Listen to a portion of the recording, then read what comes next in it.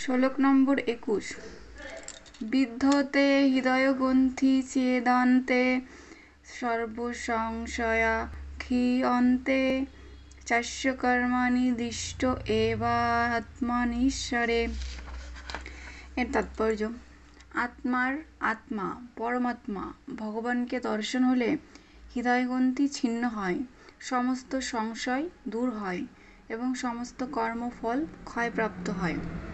তাৎপর্য: ভগবত তত্ত্ব বিজ্ঞান লাভ হলে সেই সঙ্গে আত্মাকেও দর্শন হয় চিন্ময় আত্মারূপে। জীবের পরিচিতি সম্বন্ধে অনেক কল্পনা এবং সন্দেহ রয়েছে। জড়বাদীরা আত্মার অস্তিত্বে বিশ্বাস করে না, আর জ্ঞানীরা মনে করে যে নির্বিশেষ নিরাকার অদ্বয় ব্রহ্ম থেকে আত্মা অভিন্ন। তারা আত্মার স্বাতন্ত্র্য বিশ্বাস করে না।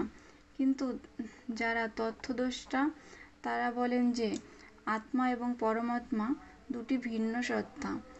তারা গুণগতভাবে এক, কিন্তু আয়তনগতভাবে ভিন্ন। এছাড়া অন্য বহু মতবাদ রয়েছে, কিন্তু ভক্তিযোগের মাধ্যমে যখনই কৃষ্ণ তত্ত্ব বিজ্ঞান উপলব্ধ হয়, তৎক্ষণাৎ সমস্ত কল্পনাপ্রসূত মতবাদ বিদূরিত হয়ে যায়। শ্রীকৃষ্ণ হচ্ছেন সূর্যের মতো, আর পরম তত্ত্ব সম্বন্ধে জড়বাদীদের সমস্ত জল্পনা কল্পনা মধ্যরাত্রির অন্ধকারের মতো। হৃদয়াকাশে যখনই কৃষ্ণ সূর্যের উদয় হয়, পরম তত্ত্ব সম্বন্ধে জড়বাদীদের সমস্ত জল্পনা কল্পনা তৎক্ষণাৎ বিদূরিত হয়। সূর্যের উদয়ে যেমন অন্ধকার থাকতে পারে না, তেমনি অজ্ঞানের গভীর অন্ধকারে লুকিয়ে থাকে যে সমস্ত আপেক্ষিক সত্য, তা পরমাত্মারূপে সকলের হৃদয়ে বিরাজমান। শ্রীকৃষ্ণের কৃপায় প্রকাশিত হয়ে পড়ে। ভগবদ্গীতায় ভগবান বলেছেন যে তার শুদ্ধ ভক্তদের প্রতি তার বিশেষ কৃপা প্রদর্শন করে তিনি তাদের হৃদয়ের বিশুদ্ধ জ্ঞানের আলোকবর্তিকা জ্বালিয়ে তাদের হৃদয়ের সংশয়রূপী সমস্ত অন্ধকার বিদূরিত করেন। তাই যেহেতু তিনি নিজেই তার ভক্তদের হৃদয়কে আলোকিত করেন, তাই তার সেবাপরায়ণ ভক্তের অজ্ঞানের অন্ধকারে পড়ে থাকার কোনো প্রশ্নই ওঠে না। তিনি পরম সত্য এবং আপেক্ষিক সত্য সম্বন্ধে সব কিছু অবগত হন। ভক্ত কখনোই অজ্ঞানের অন্ধকারে আচ্ছন্ন থাকতে পারে না, এবং যেহেতু ভগবান নিজে তাকে জ্ঞান দান করেন, তাই তার জ্ঞান অবশ্যই পূর্ণ। কিন্তু যারা তাদের সীমিত জ্ঞানের মাধ্যমে অসীম এবং অনন্ত পরম তত্ত্বকে জানবার জন্য জল্পনা কল্পনা করে, তারা কোনো দিনই তাকে জানতে পারে না। যথার্থ জ্ঞানকে বলা হয় পরম্পরা, অর্থাৎ যে জ্ঞান শ্রদ্ধা সমন্বিত শরণাগতির মাধ্যমে গুরু শিষ্য পরম্পরার অবরোহ পন্থায় লাভ হয়। পরমেশ্বর ভগবানের পরম ঈশ্বরত্ব অস্বীকার করে তাকে কখনো জানা যায় না। এই ধরনের অবিশ্বাসীদের কাছে তিনি কখনো নিজেকে প্রকাশ করেন না। একটি আগুনের স্ফুলিঙ্গ যেমন আগুন থেকে বেরিয়ে এলেই তার দহন শক্তি হারিয়ে ভস্মে পরিণত হয়, ঠিক তেমনি অনুসদৃশ জীব পরমেশ্বর ভগবানের থেকে বিচ্ছিন্ন হয়ে পড়লেই মায়ার কবলিত হয়। ভক্তরা বিনীত এবং তাই দিব্য জ্ঞান অবরোহ পন্থায় তাদের কাছে নেমে আসে। এই পন্থায় পরমেশ্বর ভগবান শ্রীকৃষ্ণ প্রথমে এই জ্ঞান দান করেন ব্রহ্মাকে, তারপরে ব্রহ্মা তার পুত্র এবং শিষ্যদের সেই জ্ঞান দান করেন। এইভাবে গুরু শিষ্য পরম্পরার ধারায় এই জ্ঞান প্রভাবিত হয়। পরমাত্মারূপে ভক্তের হৃদয়ে থেকে ভগবান তাকে এই জ্ঞান লাভ করতে সাহায্য করেন। এটিই হচ্ছে পারমার্থিক জ্ঞান লাভের যথার্থ পন্থা। এই জ্ঞানের প্রভাবে ভক্ত চেতন আত্মা এবং জড় পদার্থের মধ্যে পার্থক্য নিরূপণ করতে সম্পূর্ণরূপে সমর্থ হন। কেননা যে গ্রন্থির দ্বারা চেতন আত্মা এবং জড় পদার্থ আবদ্ধ ছিল, ভগবান স্বয়ং তা ছেদন করেন। এই গ্রন্থিকে বলা হয় অহংকার, এবং তার ফলে জীব মোহাচ্ছন্ন হয়ে জড় উপাদানের সমন্বয়ে গঠিত তার দেহকে তার স্বরূপ বলে মনে করে। যখনই এই গ্রন্থি ছিন্ন হয়, তখন সমস্ত সংশয় বিদূরিত হয়। তখন জীব তার প্রভুকে দর্শন করতে পারে এবং সর্বত্রভাবে তার অপ্রাকৃত প্রেমময়ী সেবায় যুক্ত হয়। তখন তার সমস্ত কর্মবন্ধন ছিন্ন হয়। জড়জগতে জীব নিজেকে তার কর্মের ভোক্তা বলে মনে করে জন্ম জন্মান্তরের তার পাপ এবং পুণ্য কর্মের ফল ভোগ করে। কিন্তু যে মুহূর্তে সে পরমেশ্বর ভগবানের সেবায় যুক্ত হয়, তৎক্ষণাৎ সে কর্মবন্ধন থেকে মুক্ত হয়। তখন তার কর্ম আর কোনো ফল প্রসব করে না। শ্লোক নম্বর 22। অতোৎ বৈ কবয় নিত্যম ভক্তিম পরময়া মুদা বাসুদেবে ভগবতী কুর্বানাত্মোপসাদনিম। অনুবাদ: তাই সমস্ত পরমার্থবাদীরা চিরকাল গভীর আনন্দ সহকারে পরমেশ্বর ভগবান শ্রীকৃষ্ণের সেবা করে আসছেন, কেননা এই ধরনের প্রেমময়ী সেবা আত্মাকে অনুপ্রাণিত করে। তাৎপর্য: পরমেশ্বর ভগবান শ্রীকৃষ্ণের প্রতি প্রেমময়ী সেবাই বৈশিষ্ট্য এখানে বিশেষভাবে বর্ণিত হয়েছে। শ্রীকৃষ্ণ হচ্ছেন স্বয়ংরূপ পরমেশ্বর ভগবান এবং বলদেব, শঙ্কর্ষণ, বাসুদেব, অনিরুদ্ধ, প্রদ্যুম্ন এবং নারায়ণ থেকে শুরু করে পুরুষ অবতার, গুণাবতার, লীলা অবতার ও যুগ অবতার এবং পরমেশ্বর ভগবানের অনন্ত কোটি প্রকাশ হচ্ছেন শ্রীকৃষ্ণের অংশ এবং কলা। জীব হচ্ছে পরমেশ্বর ভগবানের বিভিন্ন অংশ, তাই শ্রীকৃষ্ণ হচ্ছেন ভগবানের আদি রূপ এবং চিন্ময় স্তরের তিনিই হচ্ছেন সব কিছুর পরম উৎস। তাই যে সমস্ত উন্নত স্তরের পরমার্থবাদীরা ভগবানের নিত্য লীলাবিলাসের কাহিনী শ্রবণে আগ্রহী, তাদের কাছে তিনিই হচ্ছেন সবচাইতে বেশি আকর্ষণীয়। শ্রীকৃষ্ণ এবং বলদেব ভিন্ন ভগবানের অনন্য রূপে বৃন্দাবনের মতো অপ্রাকৃত লীলায় শ্রীকৃষ্ণের ঘনিষ্ঠ সান্নিধ্য আসবার জন্য কোনো সুযোগ নেই। কিন্তু মূর্খ লোক তর্ক করে বলে যে শ্রীকৃষ্ণের অপ্রাকৃত লীলাবিলাস ইদানীং স্বীকৃতি লাভ করেছে, কিন্তু তাদের সে যুক্তি সত্য নয়, কেননা শ্রীকৃষ্ণের লীলা নিত্য এবং ব্রহ্মার প্রতিদিনে একবার তিনি অবতীর্ণ হন, ঠিক যেমন প্রতিদিন 24 ঘণ্টা অন্তত সূর্য একবার করে পূর্ব দিগন্তে উদিত হয়। শ্লোক নম্বর 23। রজতম রজস্তম ইতি প্রকৃতে গুণানস্তৈ যুক্ত পরপুরুষ एको ইহাস্য দত্তে স্থিতাদয়ে হরিবিরিঞ্চি হরেতি সংজ্ঞা শ্রেয়াংসি তত্র খলু সত্যতনঃ নিনামসু। এর অনুবাদ: পরমেশ্বর ভগবান সত্য, রজ এবং তম নামক জড়া প্রকৃতির 3টি গুণের সঙ্গে পরোক্ষভাবে যুক্ত। জড়জগতের সৃষ্টি, পালন এবং বিনাশের জন্য তিনি ব্রহ্মা, বিষ্ণু এবং শিব এই 3টি গুণজাত রূপ ধারণ করেন। এই 3টি রূপের মধ্যে সমস্ত মানুষই সত্যগুণজাত রূপ বিষ্ণুর থেকে আত্যন্তিক মঙ্গল লাভ করতে পারেন। তাৎপর্য: ভক্তি যে কেবল পরমেশ্বর ভগবান শ্রীকৃষ্ণ এবং তার অংশ প্রকাশদেরই উদ্দেশ্যে সাধিত হওয়া উচিত, তা পূর্বে বিশ্লেষণ করা হয়েছে। ভগবান শ্রীকৃষ্ণ এবং তার সমস্ত অংশ প্রকাশ হচ্ছেন বিষ্ণু তত্ত্ব বা ভগবত তত্ত্ব। শ্রীকৃষ্ণের দ্বিতীয় প্রকাশ হচ্ছেন বলদেব, বলদেব থেকে শঙ্কর্ষণ, শঙ্কর্ষণ থেকে নারায়ণ, নারায়ণ থেকে দ্বিতীয় শঙ্কর্ষণ এবং এই শঙ্কর্ষণ থেকে পুরুষ অবতার বিষ্ণু। বিষ্ণু অথবা এই জড়জগতের পরম সত্য গুণাবতার হচ্ছেন ক্ষীরোদকশায়ী বিষ্ণুরূপী পুরুষ অবতার বা পরমাত্মা। ব্রহ্মা হচ্ছেন রজগুণের বিগ্রহ এবং শিব হচ্ছেন তমগুণের বিগ্রহ। এই 3 জন হচ্ছেন জড়জগতের 3টি গুণের ঈশ্বর। জড়জগতের সৃষ্টি হয় ব্রহ্মার দ্বারা রজগুণের প্রভাবে, তার পালন হয় সত্যগুণে বিষ্ণুর দ্বারা এবং তারপর যখন তা বিনাশ করার প্রয়োজন হয় তখন শিব তার তাণ্ডব নৃত্যর মাধ্যমে তা সাধন করেন। জড়বাদীরা এবং মূর্খ মানুষেরা যথাক্রমে ব্রহ্মা এবং শিবের পূজা করে, কিন্তু প্রকৃতপক্ষে পরমার্থবাদীরা সত্যগুণে বিষ্ণু এবং তার বিভিন্ন রূপের আরাধনা করেন। বিষ্ণু তার অনন্ত কোটি অংশ এবং কলায় প্রকাশিত হন। সেই পরমেশ্বর পূর্ণ রূপ হচ্ছেন ভগবান এবং তার বিভিন্ন অংশ হচ্ছে জীব। জীব এবং ভগবান উভয়েই চিন্ময় স্বরূপ রয়েছে। জীব কখনো কখনো জড় প্রকৃতির বশীভূত হয়ে পড়ে, কিন্তু বিষ্ণুতত্ত্ব সর্বদাই মায়ার অধীশ্বর। পরমেশ্বর ভগবান শ্রীবিষ্ণু এই জগতে আবির্ভূত হন জড়জগতের বন্ধনে আবদ্ধ জীবদের উদ্ধার করার জন্য। এই ধরনের জীবেরা জড়জগতে আসে জড়জগতের উপর প্রভুত্ব করবার সংকল্প নিয়ে, এবং এইভাবে তারা জড় প্রকৃতির 3টি গুণের দ্বারা আবদ্ধ হয়ে পড়ে। তাই এই জড়জগৎরূপী কারাগারে বিভিন্ন রকমের দ্বন্দ্ব ভোগ করার জন্য জীবকে বিভিন্ন রকমের জড় শরীর ধারণ করতে হয়।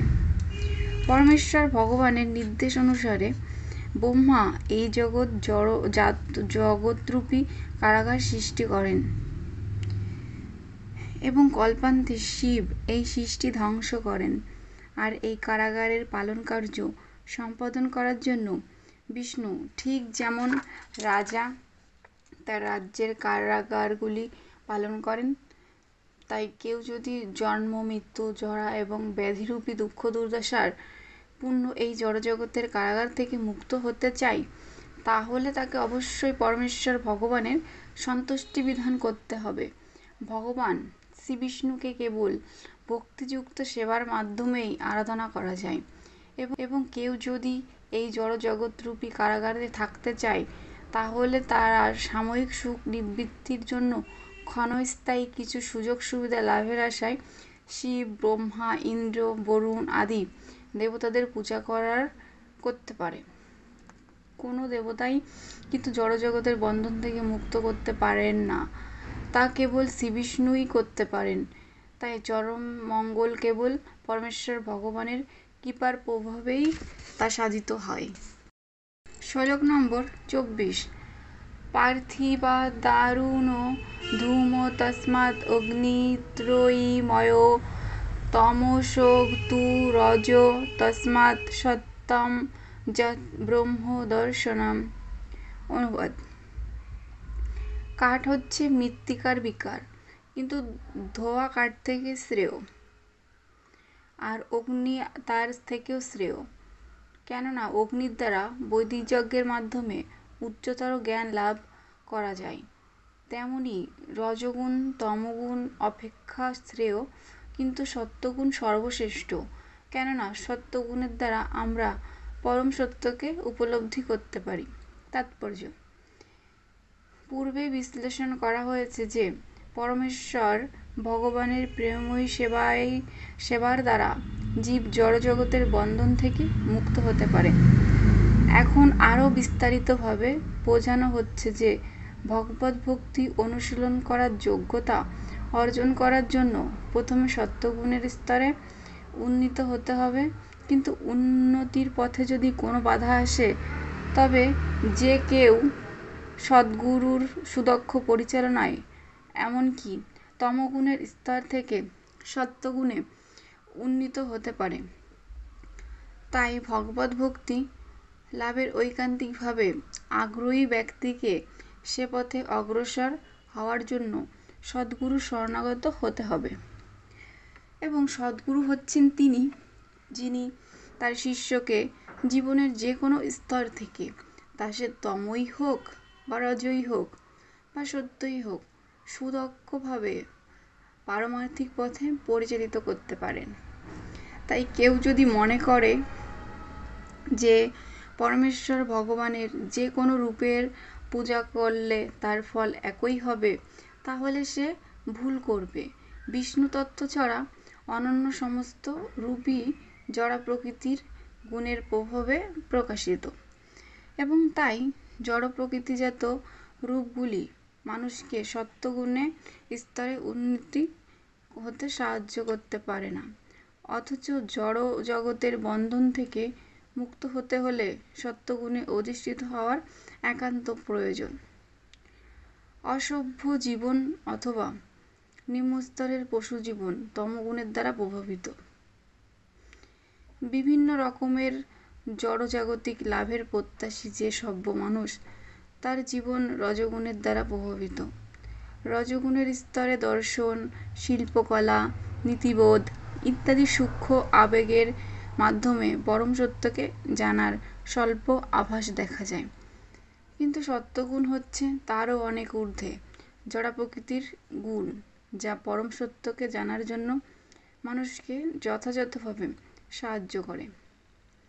অর্থাৎ বিভিন্ন গুণের দ্বারা প্রভাবিত বিভিন্ন রকমের পূজা পদ্ধতির মধ্যে ব্রহ্মা, বিষ্ণু এবং মহেশ্বরের পূজার মধ্যে গুণগত পার্থক্য রয়েছে এবং সেগুলির ফলও ভিন্ন। শ্লোক নম্বর 25। ভেজি রে মুনয়োঃ অর্থাগ্রে ভগবন্ত মধোক্ষজম সত্যম বিশুদ্ধম ক্ষেমায় কল্পন্তে জেহানুতানিহ। এর অনুবাদ: পূর্বে সমস্ত মহর্ষিরা পরমেশ্বর ভগবানের সেবা ছিলেন, কেননা তিনি জড়া প্রকৃতির 3টি গুণের অতীত। তারা জড়জগতের বন্ধন থেকে মুক্ত হয়ে আধ্যাত্মিক মঙ্গল সাধনের জন্য তার আরাধনা করেছিলেন। যারা সেই সমস্ত মহাত্মাদের পদাঙ্ক অনুসরণ করেন, তারাও এই জড়জগতের বন্ধন থেকে মুক্ত হওয়ার যোগ্যতা অর্জন করেন। তাৎপর্য: জড়জাগতিক বিষয় লাভ এবং জড়চেতনার পার্থক্য নিরূপণকারী জ্ঞান লাভ ধর্ম আচরণের উদ্দেশ্য নয়। ধর্ম আচরণের চরম উদ্দেশ্য হচ্ছে জড়জগতের বন্ধন থেকে মুক্ত হয়ে চিন্ময় জগতে, যেখানে পরমেশ্বর ভগবান পরম পুরুষরূপে বিরাজ করছেন, সেখানে মুক্ত জীবন লাভ করা। তাই ধর্মীয় অনুশাসন হচ্ছে পরমেশ্বর ভগবানের দেওয়া আইন এবং মহাজন বা ভগবানের অনুমোদিত প্রতিনিধি ছাড়া আর কেউই ধর্মের যথার্থ উদ্দেশ্য সম্বন্ধে অবগত নন। ভগবানের বিশেষ প্রতিনিধিরূপে স্বরূপ 12 জন মহাজন রয়েছেন, যারা ধর্মতত্ত্ব সম্বন্ধে যথাযথভাবে অবগত এবং তারা সকলেই ভক্তিভরে ভগবানের সেবা করেন। যে সমস্ত মানুষ যথার্থ মঙ্গল সাধনের অভিলাষী, তারা এই মহাজনদের পদাঙ্ক অনুসরণ করে পরম মঙ্গল লাভ করতে পারেন। শ্লোক নম্বর 26। মুমুক্ষব ঘোররূপান হিত্বা ভূতপতিনথ নারায়ণ কলাশান্তা ভজন্তি হি অনসূয়ব। অনুবাদ: যারা মুক্তি লাভের জন্য ঐকান্তিকভাবে আগ্রহী, তারা অবশ্যই অসূয়ারোহিত এবং তারা সকলের প্রতি শ্রদ্ধাপরায়ণ। তথাপি তারা ভয়ঙ্কর আকৃতি বিশিষ্ট দেবদেবীদের ত্যাগ করে কেবল পরমেশ্বর ভগবান শ্রীবিষ্ণু এবং তার অংশ অবতারদের নিত্য আনন্দময় রূপের আরাধনা করেন। তাৎপর্য: পরমেশ্বর ভগবান শ্রীকৃষ্ণ, যিনি হচ্ছেন সমস্ত বিষ্ণু তত্ত্বের আদি পুরুষ, তিনি নিজেকে দুরকমভাবে বিস্তার করেন, যথা পূর্ণাংশ এবং বিভিন্নাংশ। তার বিভিন্ন অংশগুলি হচ্ছে তার সেবক, আর তার বিষ্ণু তত্ত্বের পূর্ণ অংশ হচ্ছে সেব্য। সমস্ত দেবতারা যারা পরমেশ্বর ভগবানের শক্তির দ্বারা শক্তিমান, তারাও তার বিভিন্নাংশ। তারা বিষ্ণু তত্ত্ব নন। সকল বিষ্ণু তত্ত্বই পরম পুরুষ ভগবানের মতো শক্তিসম্পন্ন এবং তারা বিভিন্ন স্থান এবং কালের পরিপ্রেক্ষিতে তাদের বিভিন্ন শক্তি প্রকাশ করেন। কিন্তু ভগবানের বিভিন্নাংশ জীবেরা সীমিত শক্তিসম্পন্ন। তারা বিষ্ণু তত্ত্বের মতো অত্যন্ত শক্তিসম্পন্ন নয়। তাই কখনোই বিষ্ণু তত্ত্বদের জীবতত্ত্বদের সমপর্যায়ভুক্ত বলে মনে করা উচিত নয়। কেউ যদি তা করে, তাহলে তৎক্ষণাৎ সে ভগবানের চরণে অপরাধ করে এবং পাষণ্ডী আখ্যাপ্রাপ্ত হয়। কলিযুগে মূর্খ লোকেরা এই দুটি তত্ত্বকে সমান বলে প্রচার করে। ভগবানের চরণে গর্হিত অপরাধ করেন। জড় প্রকৃতির পরিপ্রেক্ষিতে এই সমস্ত বিভিন্ন অংশদের বিভিন্ন পদ রয়েছে এবং তার কয়েকটি হচ্ছে কাল ভৈরব, শ্মশান ভৈরব, শনি, মহাকালী, চণ্ডিকা ইত্যাদি। যে মানুষ তমগুণের গভীরতম স্তরে অধিষ্ঠিত তারাই এই সমস্ত দেবতাদের পূজা করে। ব্রহ্মা, শিব, সূর্য, গণেশ এবং এই ধরনের দেবতারা রজগুণের দ্বারা প্রভাবিত জড় ভোগেচ্ছু মানুষদের দ্বারা পূজিত হন। কিন্তু যারা সত্যগুণে অধিষ্ঠিত তারা কেবল বিষ্ণু তত্ত্বদেরই আরাধনা করেন। বিষ্ণু তত্ত্বদের বিভিন্ন নাম এবং রূপ রয়েছে, যেমন নারায়ণ, দামোদর, বামন, গোবিন্দ, অধৈর্য্য ইত্যাদি। যোগ্যতা সম্পন্ন ব্রাহ্মণেরা বিষ্ণু তত্ত্বের প্রতীক শালগ্রাম শিলার আরাধনা করেন এবং কিছু উচ্চবর্ণের মানুষ যেমন ক্ষত্রিয় এবং বৈশ্যরাও সাধারণত বিষ্ণু তত্ত্বের আরাধনা করে থাকে। সত্যগুণে অধিষ্ঠিত উন্নত মনোভাবাপন্ন ব্রাহ্মণেরা কখনো অন্যের পূজা পদ্ধতির প্রতি অসন্তুষ্ট প্রকাশ করেন না। তারা বিভিন্ন দেবতাদের প্রতি শ্রদ্ধাপরায়ণ। কালভৈরব অথবা মহাকালীর রূপ ভয়ঙ্কর হওয়া সত্ত্বেও তারা তাদের অশ্রদ্ধা করেন না। তারা খুব ভালোভাবে জানেন যে এই ভয়ঙ্কর রূপ সমন্বিত এই সমস্ত দেবতারাও পরমেশ্বর ভগবানেরই সেবক। তবে তারা ভয়ঙ্কর এবং মনোরম উভয় রূপ সম্পূর্ণ দেবতাদেরই পূজা পরিত্যাগ করেন এবং তারা কেবল একাগ্র চিত্তে পরমেশ্বর ভগবান শ্রীবিষ্ণুরই আরাধনা করেন, কেননা তারা এই জড়জগতের বন্ধন থেকে মুক্ত হওয়ার জন্য ঐকান্তিকভাবে আগ্রহী। ব্রহ্মা সহ বিভিন্ন দেবদেবীরা কখনো কাউকে মুক্তিদান করতে পারেন না। হিরণ্যকশিপু অমর হওয়ার জন্য কঠোর তপস্যা করেছিল, কিন্তু তার আরাধ্য দেবতা ব্রহ্মা তাকে তার ঈপ্সিত বর দান করতে পারেননি। তাই বিষ্ণুকেই কেবল বলা হয় মুক্তিপাদ, অর্থাৎ সেই পরমেশ্বর ভগবানই কেবল মুক্তিদান করতে পারেন, এছাড়া আর কাউকেই মুক্তিপাদও বলা হয় না। এই জগতের অন্য সমস্ত জীবের মতো স্বর্গের দেবতারাও প্রলয়ের সময় বিনাশপ্রাপ্ত হন। তারা নিজেরাই মুক্তি লাভ করতে পারেন না, সুতরাং তারা তাদের ভক্তদের কিভাবে মুক্তি দেবেন? দেবতারা তাদের ভক্তদের সাময়িক কিছু সুযোগ সুবিধা দিতে পারেন, কিন্তু তাদের আত্মান্তিক মঙ্গল সাধন করতে পারেন না।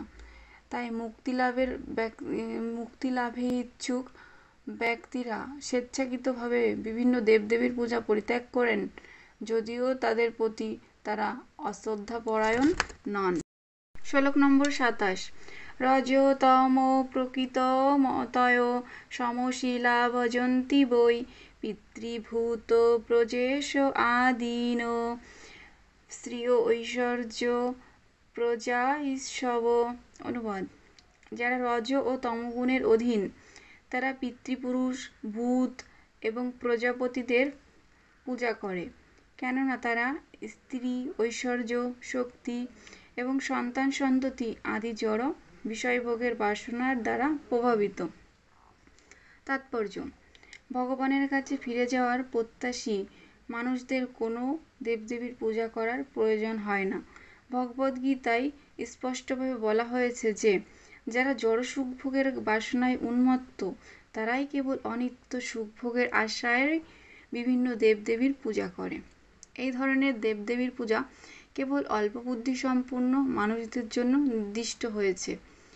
আমাদের কখনোই জড় সুখভোগ বৃদ্ধির বাসনা করা উচিত নয়। জীবন ধারণের জন্য যতটুকু প্রয়োজন ঠিক ততটুকুই বিষয়ই গ্রহণ করা উচিত। ইন্দ্রিয় সুখ বৃদ্ধির অর্থ হচ্ছে আরও গভীরভাবে জড়জগতের দুঃখ দুর্দশার বন্ধনে আবদ্ধ হয়ে পড়া। অধিক ঐশ্বর্য, অধিক স্ত্রী, সম্ভোগ এবং মিথ্য আভিজাত্যের আকাঙ্ক্ষা তারাই করে যারা জড়জগতের প্রতি আসক্ত। এই ধরনের অল্পবুদ্ধিসম্পন্ন মানুষেরা জানে না যে বিষ্ণুর আরাধনা করলে কী লাভ হয়।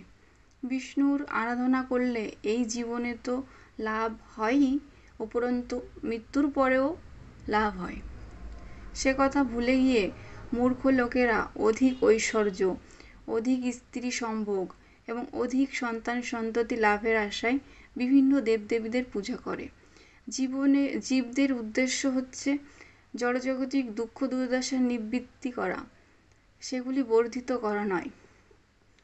জড়সুখ ভোগের জন্য বিভিন্ন দেবদেবী শরণাপন্ন হওয়ার কোনো প্রয়োজন নেই। এই সমস্ত দেবদেবীরাও হচ্ছেন পরমেশ্বর ভগবানের সেবক সেবিকা। তারা জল, বায়ু, আগুন, আলোক ইত্যাদি সরবরাহ করার কর্তব্য সাধন করছেন। মানুষের কর্তব্য হচ্ছে নিষ্ঠা ভরে কর্ম করে সেই কর্মের ফল পরমেশ্বর ভগবানকে নিবেদন করা, এবং সেটিই জীবনের একমাত্র উদ্দেশ্য হওয়া উচিত। ভগবানের প্রতি শ্রদ্ধান্বিত হয়ে যথাযথভাবে এবং অত্যন্ত সাবধানতার সঙ্গে কর্তব্য কর্ম সম্পাদন করা উচিত, এবং তার ফলে ভগবানের কাছে ফিরে যাওয়ার পথে আমরা ক্রমান্বয়ে অগ্রসর হতে পারব। শ্রীকৃষ্ণ যখন ব্রজধামে তার লীলাবিলাস করেছিলেন, তখন তিনি ইন্দ্রের পূজা বন্ধ করে দেন এবং ব্রজবাসীদের উপদেশ দেন যে তারা যেন ভগবানের প্রতি শ্রদ্ধাযুক্ত হয়ে তাদের বৃত্তি অনুসারে তার সেবা করেন। জড় বিষয় লাভের জন্য বিভিন্ন দেবদেবীর পূজা করা প্রকৃতপক্ষে ধর্ম অনুশীলনের একটি বিকৃত রূপ। শ্রীমদ্ ভাগবতের শুরুতেই এই ধরনের ধর্ম আচরণকে কৈতব ধর্ম বলে বর্জন করা হয়েছে। সমস্ত জগতের একমাত্র একটি ধর্ম হচ্ছে এবং সকলেরই কর্তব্য হচ্ছে সেই ধর্ম অনুশীলন করা, এবং তা হচ্ছে ভাগবত ধর্ম অথবা একমাত্র পরমেশ্বর ভগবানের আরাধনা করারই ধর্ম। শ্লোক নম্বর 28-29। বাসুদেব পরা বেদা বাসুদেব পরা মখা বাসুদেব পরা যোগা বাসুদেব পরা ক্রিয়া বাসুদেব পরম জ্ঞানম বাসুদেব পরম তপ বাসুদেব পর ধর্ম বাসুদেব পরা গতি। অনুবাদ: বৈদিক শাস্ত্রে জ্ঞানের পরম উদ্দেশ্য হচ্ছেন পরমেশ্বর ভগবান শ্রীকৃষ্ণ। যজ্ঞ সম্পাদনের উদ্দেশ্য হচ্ছে ভগবানের প্রীতিবিধান এবং যোগের উদ্দেশ্য হচ্ছে তাকে জানা। সমস্ত সকাম কর্মের চরম ফল তিনিই দান করেন। পরম জ্ঞান এবং সমস্ত তপশ্চর্যার উদ্দেশ্য হচ্ছে তাকে জানা, এবং তার প্রতি প্রেমময়ী সেবায় যুক্ত হওয়াই হচ্ছে ধর্মের উদ্দেশ্য। তিনি হচ্ছেন জীবনের পরম উদ্দেশ্য। তাৎপর্য: পরমেশ্বর ভগবান শ্রীকৃষ্ণ যে আরাধনার একমাত্র বিষয়, সে কথা এই দুটি শ্লোকে প্রতিপন্ন হয়েছে। বৈদিক শাস্ত্রের উদ্দেশ্যই হচ্ছে তাই তার সঙ্গে সম্পর্কযুক্ত হওয়া এবং চরমে তার প্রতি প্রেমময়ী সেবাপরায়ণ হওয়া। এটিই হচ্ছে সমস্ত বেদের মূল তথ্য। ভগবদ্গীতাতেও সেই সত্যকে প্রতিপন্ন করে ভগবান বলেছেন, সমস্ত বেদের একমাত্র উদ্দেশ্য হচ্ছে তাকে জানা। সমস্ত শাস্ত্র তিনি রচনা করেছেন তার অবতার শিল ব্যাসদেবের মাধ্যমে, যাতে জড়জগতের বন্ধনে আবদ্ধ অধঃপতিত জীবেরা তাকে পরমেশ্বর ভগবান শ্রীকৃষ্ণকে জানতে পারে। কোনো দেবতাই জড়জগতের বন্ধন থেকে জীবকে মুক্তিদান করতে পারেন না, সেই কথা সমস্ত বৈদিক শাস্ত্রে ঘোষিত হয়েছে। ভগবত তত্ত্ব সম্বন্ধে সম্পূর্ণরূপে অজ্ঞ নির্বিশেষবাদীরা ভগবানের সর্বশক্তিমত্তাকে খর্ব করে তাকে জীবদের সমপর্যায়ভুক্ত করে এবং সেই জন্য বহু সাধ্য সাধন করেও নির্বিশেষবাদীরা জড়জগতের বন্ধন থেকে মুক্ত হতে পারে না। বহু বহু জন্মের পর পারমার্থিক জ্ঞান লাভ করে তারা পরমেশ্বর ভগবানের শরণাগত হতে পারে। এখানে কেউ তর্ক করে বলতে পারে যে বৈদিক কার্যকলাপ যজ্ঞ অনুষ্ঠানের ভিত্তিতে প্রতিষ্ঠিত। সে কথা সত্যি, কিন্তু এই সমস্ত যজ্ঞের উদ্দেশ্য হচ্ছে বাসুদেবকে তত্ত্বত জানা।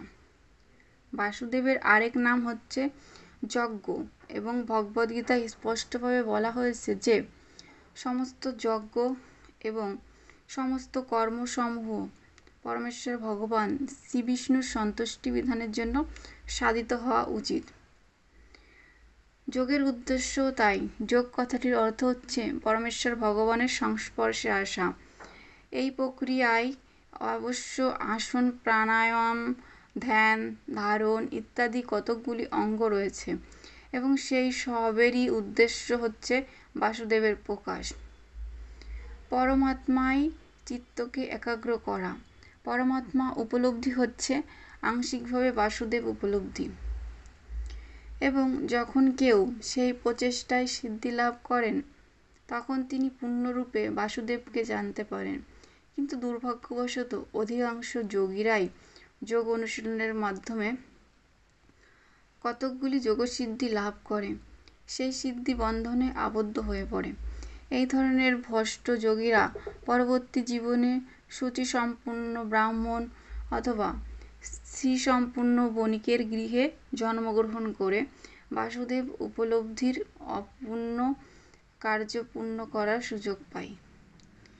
এই ধরনের ভাগ্যবান ব্রাহ্মণ অথবা ধনবান বণিকের পুত্রেরা যদি এই সুযোগের যথার্থ সদ্ব্যবহার করে তাহলে তারা সাধুচক সঙ্গের প্রভাবে অনায়াসে বাসুদেবকে জানতে পারে।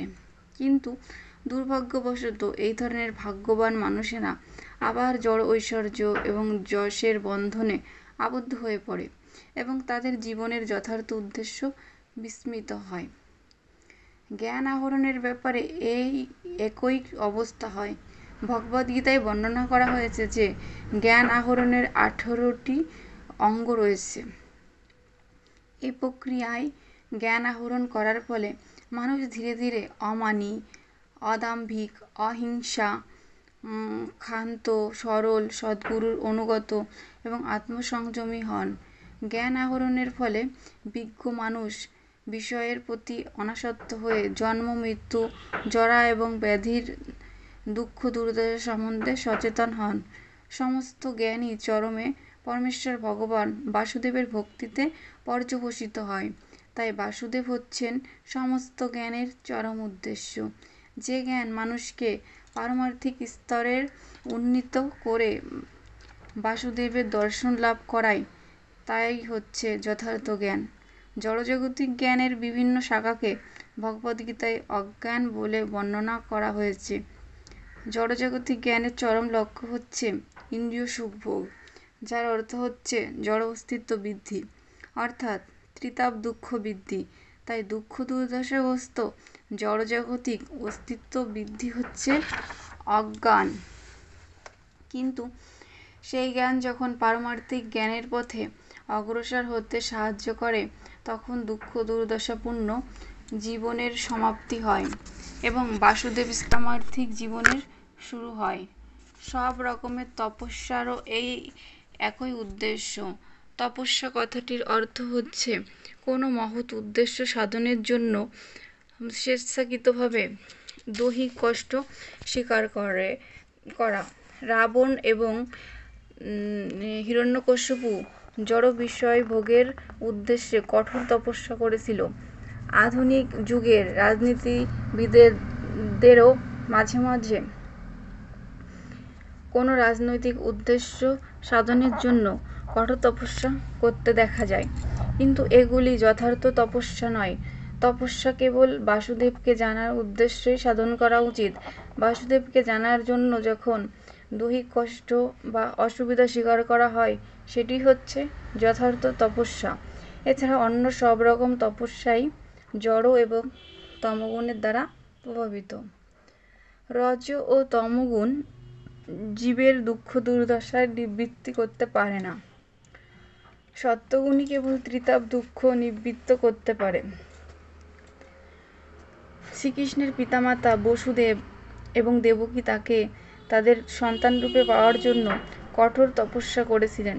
শ্রীকৃষ্ণ হচ্ছেন সমস্ত জীবের পিতা ভগবদ্গীতায়, তাই তিনি হচ্ছেন সমস্ত চেতন বস্তুর পরম চেতন। তিনি হচ্ছেন সমস্ত ভোক্তাদের মধ্যে পরম ভোক্তা, তাই কেউই তার পিতা হতে পারে না। যেভাবে মূর্খ লোকেরা অনেক সময়ে মনে করে থাকে বসুদেব এবং দেবকীর কঠোর তপস্যায় সন্তুষ্ট হয়ে শ্রীকৃষ্ণ তাদের সন্তানরূপে আবির্ভূত হতে সম্মত হন, তাই যদি তপস্যা করতে হয় তবে তা যেন অবশ্যই জ্ঞানের পরম লক্ষ্য বাসুদেবকে জানবার জন্য সাধিত হয়। বাসুদেব হচ্ছেন পরমেশ্বর ভগবান শ্রীকৃষ্ণ। সেই কথা পূর্বেই বিশ্লেষণ করা হয়েছে। পরমেশ্বর ভগবান নিজেকে অনন্ত রূপে বিস্তার করেন, তাই বিভিন্ন প্রকাশ সম্ভব বিভিন্ন শক্তির দ্বারা। তার শক্তি অনন্ত এবং তার মধ্যে তার অন্তরঙ্গা শক্তি হচ্ছেন উৎকৃষ্ট শক্তি এবং বহিরঙ্গা শক্তি হচ্ছে নিকৃষ্ট শক্তি। ভগবদ্গীতায় এই দুই শ্রেণীর শক্তিকে ভগবানের পরা এবং অপরা প্রকৃতি বলে বর্ণনা করা হয়েছে।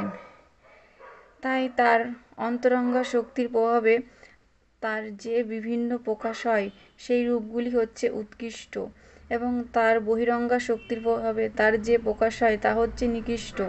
জীব ও তার প্রকাশ, যে সমস্ত জীব তার অন্তরঙ্গা প্রকৃতিতে প্রকাশিত তারা নিত্যমুক্ত জীব, আর যারা তার বহিরঙ্গা প্রকৃতিতে অবস্থিত তারা নিত্যবদ্ধ জীব। তাই সমস্ত জ্ঞানের প্রয়াস, তপস্যা, দান এবং কর্মের উদ্দেশ্য হওয়া উচিত এই বহিরঙ্গা প্রকৃতির প্রভাব থেকে মুক্ত হওয়া। এখন আমরা সকলে ভগবানের বহিরঙ্গা শক্তির দ্বারা পরিচালিত হচ্ছি এবং এই প্রভাব থেকে মুক্ত হতে হলে আমাদের চিন্ময় প্রকৃতিতে অধিষ্ঠিত হওয়ার চেষ্টা করতে হবে। ভগবদ্গীতায় বলা হয়েছে যে মহাত্মা হচ্ছেন তারা যাদের মনোবৃত্তি অত্যন্ত প্রশস্ত এবং তার ফলে যারা পরমেশ্বর ভগবান শ্রীকৃষ্ণের সেবায় যুক্ত হয়েছেন। তারা ভগবানের অন্তরঙ্গা প্রকৃতির দ্বারা প্রভাবিত। তাই এই মহৎ আশয় সম্পূর্ণ পুরুষেরা নিরন্তর অনন্য ভক্তি সহকারে পরমেশ্বর ভগবানের সেবায় যুক্ত। এটি জীবনের উদ্দেশ্য হওয়া উচিত এবং সমস্ত বৈদিক শাস্ত্রে সেই নির্দেশই দেওয়া হয়েছে। সকাম কর্মে অথবা শুষ্ক জ্ঞানের প্রয়াসে অনর্থক যুক্ত হওয়া উচিত নয়। সকলেরই কর্তব্য হচ্ছে এই মুহূর্তে পরমেশ্বর ভগবানের অপ্রাকৃত প্রেমময়ী সেবায় যুক্ত হওয়া। এই জগতে সৃষ্টি, স্থিতি অথবা বিনাশ কার্যে ভগবানের সহায়ক যে সমস্ত দেবদেবী রয়েছেন তাদের পূজা করে সময়ের অপচয় করা উচিত নয়। অসংখ্য শক্তিশালী দেবদেবী রয়েছেন যারা ভগবানের বহিরঙ্গা প্রকৃতি এই জড়জগতের পরিচালনার তত্ত্বাবধান করেন। তাই সকলেরই পরমেশ্বর ভগবান বাসুদেবের সহকারী, এমনকি শিব এবং ব্রহ্মাও এই সমস্ত দেবতাদের পর্যায়ভুক্ত, কিন্তু শ্রীবিষ্ণু অথবা বাসুদেব সর্বদাই পরাপ্রকৃতিতে অধিষ্ঠিত। তিনি যদিও এই জড়জগতের সত্ত্বগুণকে স্বীকার করেন, তবুও তিনি জড়া প্রকৃতির সমস্ত গুণের অতীত। সেই তথ্য আরও স্পষ্টভাবে বোঝানোর জন্য একটি দৃষ্টান্ত দেয়া যায়। কারাগারে কয়েদি রয়েছে এবং কারাগারের পরিচালকরা রয়েছে। কারাগারের কয়েদি এবং পরিচালক উভয়েই রাজার আইনের দ্বারা পরিচালিত হয়, কিন্তু রাজা যদি কখনো কারাগারে আসেনও তবুও তিনি কারাগারের আইনের দ্বারা বদ্ধ হন না। তাই সর্ব অবস্থাতেই রাজা কারাগারের নিয়ম কানুনের অতীত। ঠিক তেমনি পরমেশ্বর ভগবানও এই জড়জগতের সমস্ত নিয়ম কানুনের অতীত। শ্লোক নম্বর 30। স এবেদম স সজাগ্রে ভগবানাত্মমায়য়া সদো সদ্রূপয়া চাসৌ গুণমজ্জা গুণ বিভু। অনুবাদ: এই পরমেশ্বর ভগবান স্বয়ং নির্গুণ হয়ে প্রথমে কার্য কারণাত্মিকা ত্রিগুণময়ী সূর্য বহিরঙ্গা শক্তি মায়াকে নিরীক্ষণ করে এই বিশ্ব সৃষ্টি করেছিলেন। তাৎপর্য: ভগবান সর্বদাই নির্গুণ স্তরে অধিষ্ঠিত, কেননা এই জড়জগতের সৃষ্টির জন্য যে শক্তির প্রয়োজন সেগুলিও তারই সৃষ্টি। তাই তিনি জড়জগতের গুণের দ্বারা প্রভাবিত হন না। তার সত্তা, রূপ, কার্যকলাপ ইত্যাদি জড়জগতের সৃষ্টির পূর্বেও ছিল। তিনি সম্পূর্ণরূপে চিন্ময় এবং জড় প্রকৃতির গুণের সঙ্গে তার কোনো সম্পর্ক নেই। সেই গুণগুলি পরমেশ্বর ভগবানের অপ্রাকৃত গুণ থেকে সম্পূর্ণ ভিন্ন। শ্লোক নম্বর 31। তয়া বিলসিতে সেষু গুণেষু গুণবানিব অন্তঃপ্রবিষ্ট আভাতি বিজ্ঞানেন বীর্যিসিম্ভত। অনুবাদ: জড়জগৎ সৃষ্টি করার পর ভগবান বাসুদেব নিজেকে বিস্তার করে তার মধ্যে প্রবেশ করেন। যদিও তিনি জড়া প্রকৃতির গুণগুলির মধ্যে অবস্থিত এবং যদিও মনে হয় যে এই জড়জগতে তার সৃষ্টি হয়েছে, তবুও তিনি তার অপ্রাকৃত স্তরে অধিষ্ঠিত এবং পূর্ণ জ্ঞানময়। তাৎপর্য: জীব হচ্ছে ভগবানের বিভিন্ন অংশ এবং বদ্ধ জীবেরা যারা চিন্ময় ভগবদ্ধামের অযোগ্য, তারা পূর্ণরূপে জড়বস্তুকে ভোগ করার জন্য এই জড়জগতে প্রক্ষিপ্ত হয়। পরমাত্মা এবং জীবের পরম সুহৃদ রূপে পরমেশ্বর ভগবান নিজেকে বিস্তার করে জড়জগৎকে ভোগ করার বিষয়ে জীবকে সাহায্য করার জন্য এবং তার প্রতিটি কার্যকলাপের সাক্ষী হওয়ার জন্য সর্বক্ষণ জীবের সঙ্গে থাকেন। জীব যখন জড়জগতের ভোগ করে, ভগবান তখন জড় প্রকৃতির পরিবেশের দ্বারা প্রভাবিত না হয়ে তার অপ্রাকৃত স্থিতি বজায় রাখেন। বৈদিক শাস্ত্রের শ্রুতিতে বলা হয়েছে, একটি বৃক্ষে দুটি পাখি বসে রয়েছে। সেই পাখি দুটির একটি পাখি গাছের ফল খাচ্ছে এবং অন্য পাখিটি অপর পাখিটির কার্যকলাপের সাক্ষী থাকছে। সাক্ষী হচ্ছেন ভগবান, আর ফল ভক্ষণরত পাখিটি হচ্ছে জীব। ফল ভক্ষণরত জীব তার প্রকৃত স্বরূপের কথা ভুলে গেছে এবং জড় প্রকৃতির সকাম কর্মে মহাচ্ছন্ন হয়ে পড়েছে। কিন্তু পরমাত্মা সর্ব অবস্থাতেই চিন্ময়, জ্ঞানময়। সেটিই হচ্ছে পরমাত্মা এবং জীবাত্মার মধ্যে পার্থক্য। জীবাত্মা প্রকৃতির গুণের দ্বারা পরিচালিত বা নিয়ন্ত্রিত হয়, কিন্তু পরমাত্মা সর্ব অবস্থাতেই জড় প্রকৃতির অধীশ্বর। শ্লোক নম্বর 32। যথা হি অবহিত বহ্নির্দারুষু একশযোনিষু নানেব ভাতি বিশ্বাত্মা ভূতেষু চ তথা পুমান্। অনুবাদ: আগুন যেমন কাঠের মধ্যে নিহিত থাকে, তেমনি পরমেশ্বর ভগবানও পরমাত্মারূপে সব কিছুর মধ্যে পরিব্যাপ্ত। যদিও তিনি অদ্বিতীয় পরম পুরুষ, তবুও মনে হয় তিনি যেন নানা রূপে প্রকাশিত হয়েছেন। তাৎপর্য: পরমেশ্বর ভগবান বাসুদেব তার এক অংশের দ্বারা নিজেকে সমস্ত জড়জগতে বিস্তার করেন। এমনকি অতি ক্ষুদ্র পরমাণুতেও তিনি রয়েছেন। জড় পদার্থ, অজড় বা চিন্ময় পদার্থ, প্রোটন, নিউট্রন ইত্যাদি ভগবানের পরমাত্মা স্বরূপের বিভিন্ন পরিণাম। যেমন কাঠ থেকে আগুনের প্রকাশ হয় অথবা দুধ থেকে মাখন তৈরি হয়, তেমনি উপনিষদ, বেদান্ত প্রভৃতি বৈদিক শাস্ত্রের অপ্রাকৃত বিষয়বস্তু শ্রবণ এবং কীর্তন করার মাধ্যমে পরমাত্মারূপে ভগবানের অস্তিত্ব উপলব্ধি করা যায়। শ্রীমদ্ভাগবত হচ্ছে এই সমস্ত বৈদিক শাস্ত্রের যথার্থ ভাষ্য। পারমার্থিক তথ্য শ্রবণ করার মাধ্যমে পরমেশ্বর ভগবানকে জানা যায় এবং সেটি হচ্ছে এই অপ্রাকৃত বিষয় জানবার একমাত্র পন্থা। অন্য আগুনের সংযোগে যেমন কাঠের মধ্যে আগুন জ্বলে ওঠে, তেমনি দিব্য কৃপার প্রভাবে মানুষের দিব্য চেতনা প্রকাশিত হয়। দিব্য কৃপার মূর্ত বিগ্রহ হচ্ছেন শ্রী গুরুদেব এবং কাষ্ঠ সদৃশ জীবের মধ্যে তিনি সেই দিব্য অগ্নি প্রজ্বলিত করতে পারেন পারমার্থিক জ্ঞান প্রদান করার মাধ্যমে। তাই পারমার্থিক জ্ঞান শ্রবণ করার ঐকান্তিক বাসনা নিয়ে সদ্গুরুর শরণাগত হতে হয় এবং তার ফলে ধীরে ধীরে ভগবানের অপ্রাকৃত স্থিতি উপলব্ধি করা যায়। পশু এবং মানুষের মধ্যে এটাই হচ্ছে পার্থক্য। মানুষ যথাযথভাবে শ্রবণ করতে পারে, কিন্তু একটা পশু তা পারে না। শ্লোক নম্বর 33।